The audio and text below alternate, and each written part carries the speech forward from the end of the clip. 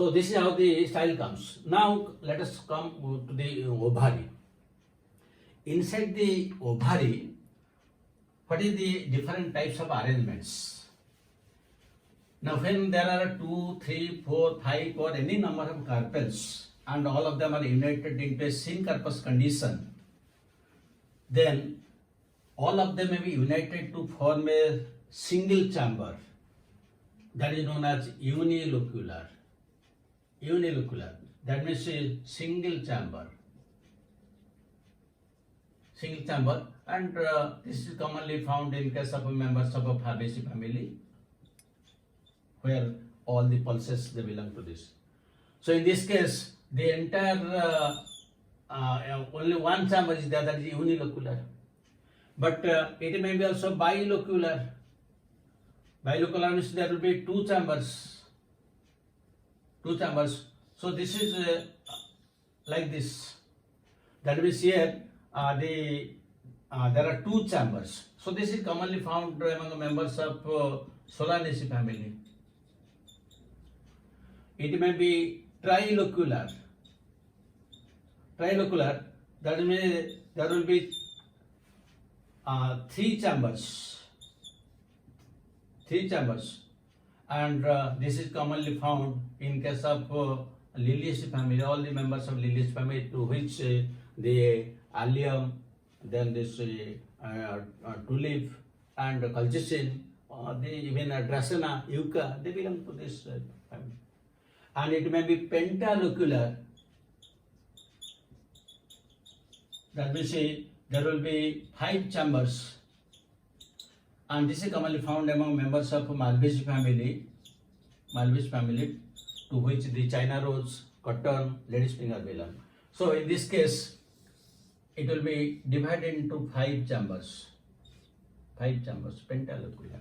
So when we will take a transverse section of the ovary, we can see how many locules are there. So accordingly, we can tell that the ovary is unilocular, bilocular, trilocular, pentalocular, or multilocular, depending upon the condition. We will tell what is the number of locules. Then another very important thing relating to this ovary is its position. That means whether the ovary is superior or inferior or half inferior. So those things also we have already discussed when we have discussed hypogyny, perigyny and epigyny. So there is no need of repeating it. Just I am telling that when the flower is hypogyny, here the ovary is superior. Superior. That means it is present. It is present at the top. The ovary is present at the top, and other things they come below it. And when it is perigyny, here ovary is half inferior. Half inferior. So this is commonly found in case of rose, plum and peach. And here, as already we have discussed in case of a flower, this is the ovary, and all other they will come out at these levels. That means half is inferior and half is superior. Then the third is epigyny. Epigyny, here the ovary is completely enclosed within the thalamus. It is completely enclosed, and the calyx, the corolla and the stamens, they come out from the top.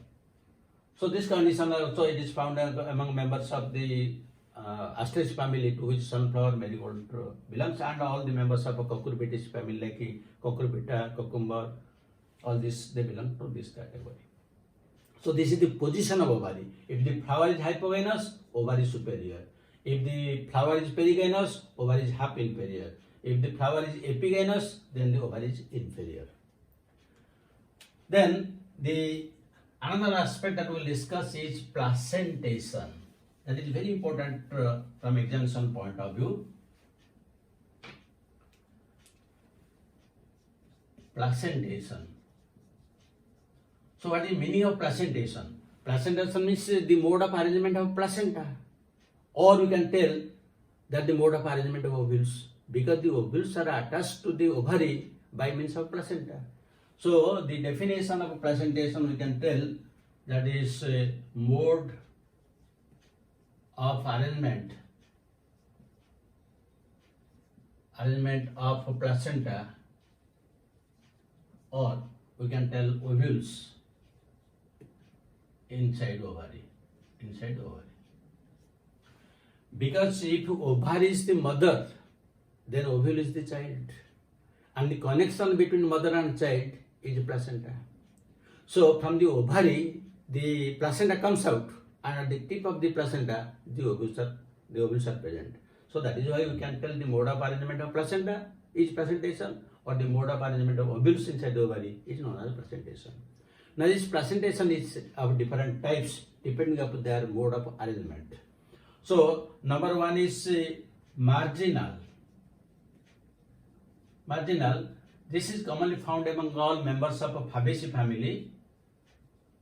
And you can take the particular example also pea, bean, gram, all you can take. So in Fabaceae family, what happens? When you will open one pot of a pea, how it will look like?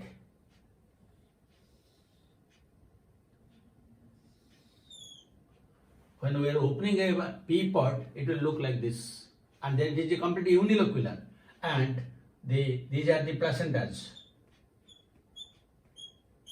The placentas are coming from the margin, and then these are the ovules which will be converted to these seeds. So when we remove the pea seeds, then we do like this. Just we open the pod, and all these seeds, they are added to the placenta. The black color is placenta, and the green colors, they are the seeds. So this is since they are in the margin, this is the marginal placentation characteristic of a Fabaceae family. Then the second one is we can discuss, that is parietal. The parietal condition is found in case of mustard and argemone.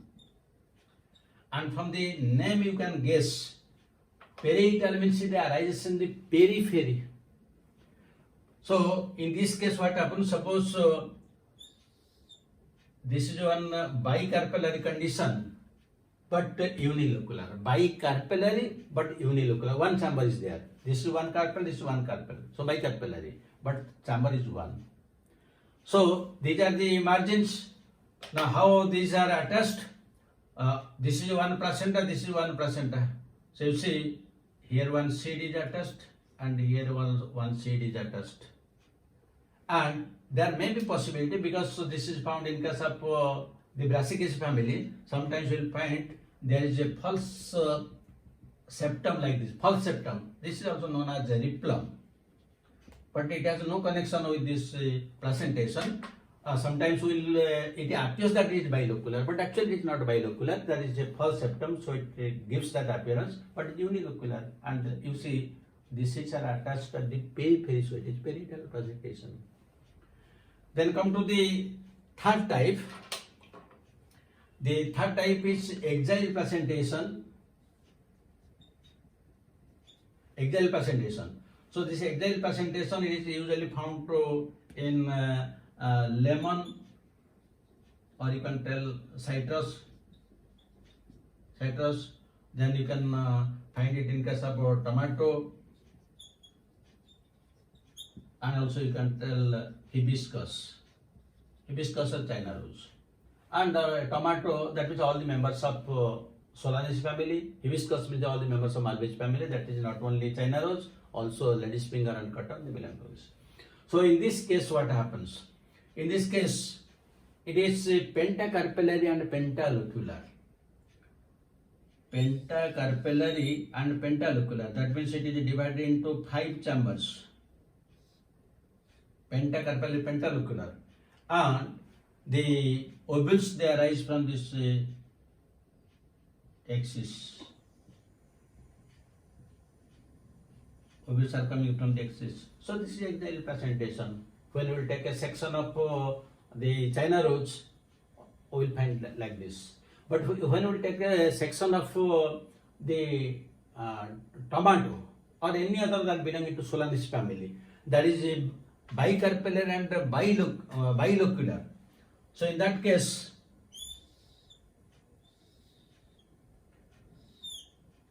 this part is swollen and the seeds are present like this. The placenta and ovules, they are present like this.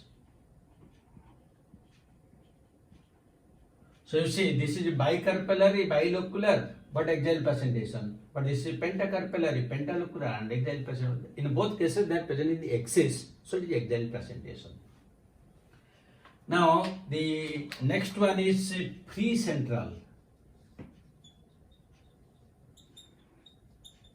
Precentral placentation, and this precentral placentation is commonly found in case of dianthus and primrose. Here what happens? Now if we will remove these separating walls from this axial placentation, how it will look like? Now we will remove these separating walls.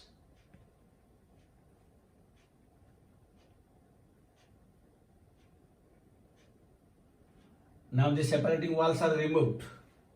So now we will not call it as axis, we will call it as center. Now this is the precentral placentation. That is the difference between axial and precentral. If they are separated by chambers, then it is axial. But if there is no separating chamber and completely present center, this is precentral placentation found in dianthus and primrose. Then the next type is basal placentation. Basal placentation. The basal placentation is commonly found among all members of Asteraceae, to which you will get sunflower, marigold, and also you will get it in case of mango. Or you can tell, whenever there is a single seed in a fruit, that is basal placentation. That is why you can take all the cereals, rice, wheat, oat, all you can take. Rice, wheat, maize, because there is a single grain in a single fruit. So all they are coming under basal placentation, and basal placentation is thought to be the most advanced type of placentation. So in this case of a basal placentation, usually if this is the ovary, then the placenta arises from the base, and this is the ovule, this is the ovary, this is the ovule that is present at the base. So it is basal placentation. And in basal placentation, always there will be a single seed in a single fruit, as we observe it in rice, wheat, maize, sunflower, mango, all these cases. And there is a sixth type that is known as superficial placentation.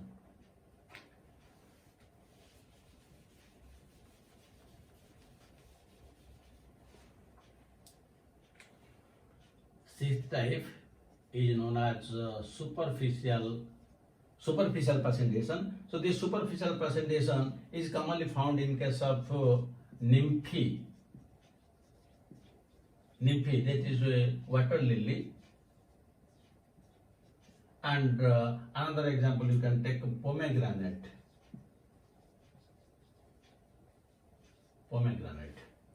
In this case, what happens? The seed corpus ovary is divided into several chambers.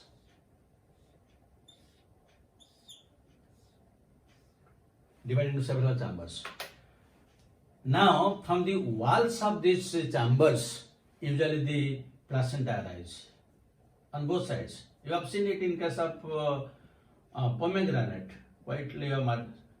Now, these are the placenta.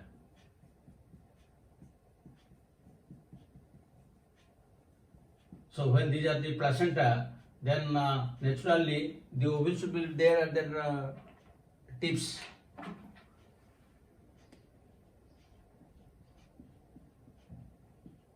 These are the ovules.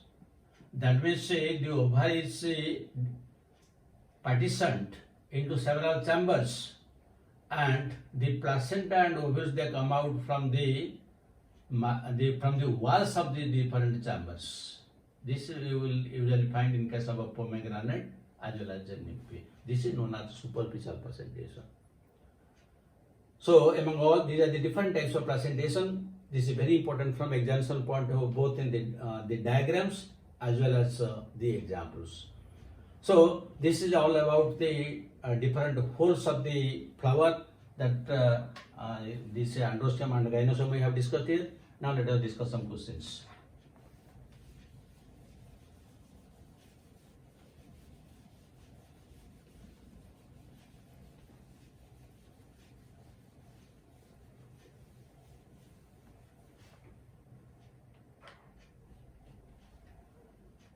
One question, in dianthus,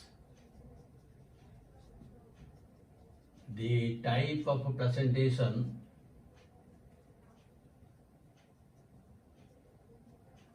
is A choice axial, B choice parietal, C choice precentral, and D choice superficial. In the second case, you can take parietal placentation.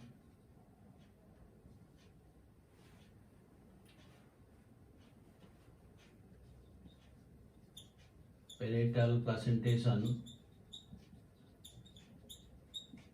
is seen in A choice